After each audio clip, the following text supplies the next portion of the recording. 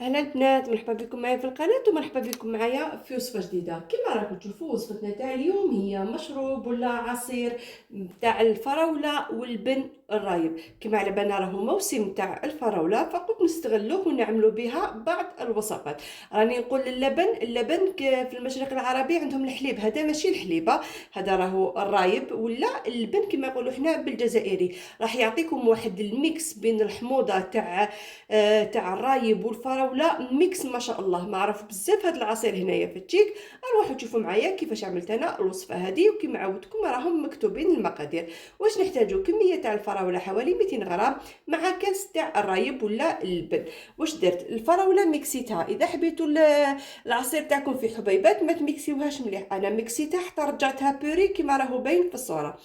نجي دوكا اللبن تاعي، حطيت اللبن، حطيت ملعقتين تاع العسل، حطيت انايا فانيلا سائله، تحبوا فانيلا بودره ولا تحبوا سكر فانيلا، نتوما نكهو كيما تحبوا. نقعد نميكسي حتى يخرجوا لي رغوات من اللبن هذا، معناتها راهو جاهز. نجو للطريقه تاع التحضير تاعو. واش ندير؟ انا شوفوا كي يكون الصيف ندير مكعبات تاع الثلج بزاف، من 5 حتى ل6. لكن كما تعرفوا دوكا رانا في الربيع ما راهيش هذيك السخانه بزاف، فحطيت فقط مكعبين تاع الثلج. واش ندير طبقه تاع هذيك البوري تاع الفراوله، طبقه كبيره تاع اللبن، يعني اللبن هو اللي نكثروا هذاك الخليط. نزيدوا طبقه الاخرانيه تاع هذا البوري تاع الفراوله، يعني التركيبه تاعو راهي سهله.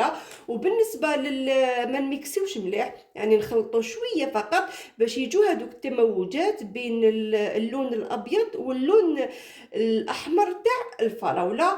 والوصفه تاعي راهي جاهزه كما راكم تشوفوا ما شاء الله. صراحه انا هدايا يعتبر العصير ولا المشروب المفضل تاع بنتي، نعملوه لها في الصيف ولا من غير صيفه. تقدروا تعملوا العصير هدايا بالفراوله المفرزه، ماشي لازم تكون عندكم فراوله فرز. شوفوا ما شاء الله، يعني واحد الميكس صدقوني ما شاء الله. وكاين اللي يحبوه كاين اللي ما يحبوش. تجيكم بالرايب غريبه، لكن كي تذوقوها راح تشوفوا كيفاش راح يجيكم. هذه هي البنات وصفتنا تاعنا اليوم، وصفه تاع مشروب الفراوله بالرايب ولا باللبن. نتمنى ان شاء الله تكون عجبتكم الوصفه، ونتمنى ان شاء الله تجربوها لما لا. واستنوني في وصفات اخرى. سلام.